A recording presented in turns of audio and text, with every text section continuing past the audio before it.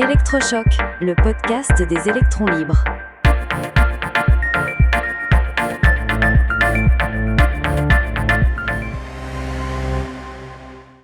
Comment le monde s'est enrichi?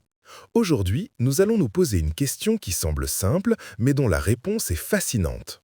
Pourquoi le monde moderne est-il si riche? C'est une excellente question, Max.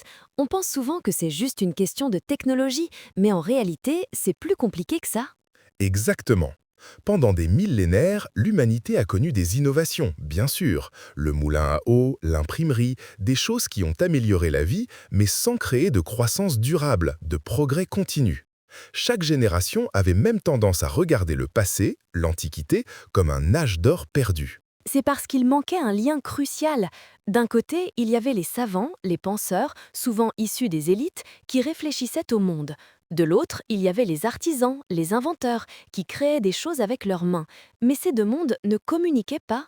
Un artisan médiéval pouvait perfectionner son moulin à eau, mais il n'avait pas les outils intellectuels pour en déduire les lois de l'hydraulique.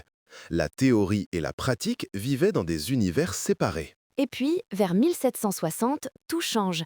C'est le début de ce qu'on appelle la révolution industrielle. Les innovations s'enchaînent, se nourrissent les unes les autres, et le progrès devient, pour la première fois, une habitude. Une habitude, c'est le mot juste. D'une génération à l'autre, l'espérance de vie augmente, on mange mieux, on travaille un peu moins, bref, la vie change radicalement. Et ce n'est pas seulement dû à de nouvelles machines, mais à une véritable mutation culturelle. C'est ça le cœur du sujet.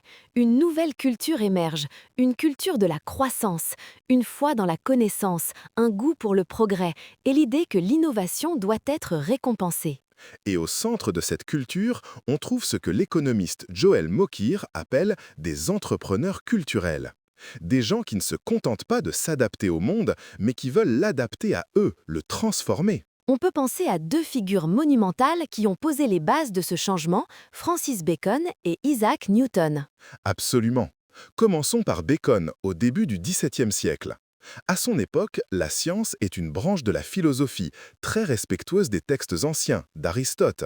Bacon arrive et dit « stop ». La connaissance ne doit pas seulement servir à contempler le monde, elle doit servir à le transformer pour améliorer la vie des gens. Il appelle à une alliance, une union sacrée entre les théoriciens, les savants et les praticiens, les artisans. C'est une révolution. La connaissance doit être utile, la recherche doit être au service du progrès. Et quelques décennies plus tard, Isaac Newton en apporte la preuve éclatante. Avec ses travaux, il montre que l'univers n'est pas un mystère insondable, mais qu'il obéit à des lois mathématiques, simples, universelles, que la raison humaine peut comprendre. L'impact de cette découverte est immense. Si on peut comprendre la nature, alors on peut l'utiliser, la maîtriser. Ça nourrit un optimisme incroyable. En Grande-Bretagne, les entrepreneurs se disent « La science peut nous aider à résoudre nos problèmes, à créer de meilleurs produits ». Et Newton lui-même devient une superstar, le premier savant mondialement célèbre, anobli, enterré à Westminster. La science devient une voie vers le prestige. Bacon a eu l'idée, Newton l'a incarnée. Ils ont battu les fondations sur lesquelles les Lumières vont construire notre monde moderne. Mais alors, une question se pose. Pourquoi l'Europe? Pourquoi cette révolution a-t-elle eu lieu là et pas ailleurs? La Chine, le monde islamique, avaient aussi des savants brillants. C'est un point fascinant. La réponse est paradoxale. L'Europe a réussi grâce à son chaos. Entre 1500 et 1700, le continent est un puzzle de royaumes, de principautés qui se font la guerre en permanence. Un désordre qui, en fait, a créé un véritable marché des idées. Aucun roi, aucun pape ne pouvait imposer une pensée unique à tout le continent. Si un savant comme Descartes était menacé à Paris, il pouvait se réfugier à Amsterdam. Cette fragmentation politique a garanti une liberté intellectuelle. Les princes eux-mêmes se faisaient concurrence pour attirer les meilleurs talents. Les ingénieurs, les philosophes, les mathématiciens pouvaient négocier leur protection, leur soutien. Et il ne faut pas oublier ce réseau incroyable qu'on appelait la République des lettres. C'était l'Internet de l'époque. Des savants de toute l'Europe qui s'écrivaient, partageaient leurs découvertes, se critiquaient. C'est là qu'est née la science ouverte. Pour avoir une bonne réputation, il fallait publier ses travaux, les soumettre à l'évaluation des autres. Le secret devenait contre-productif. C'est un changement majeur. Enfin, l'Europe a toujours été une éponge intellectuelle. Elle a emprunté sans complexe la poudre à la Chine, les chiffres au monde arabo-musulman, les techniques textiles à l'Inde. Elle a su faire converger les savoirs du monde entier. Donc, pour résumer, ce n'est pas juste la technologie.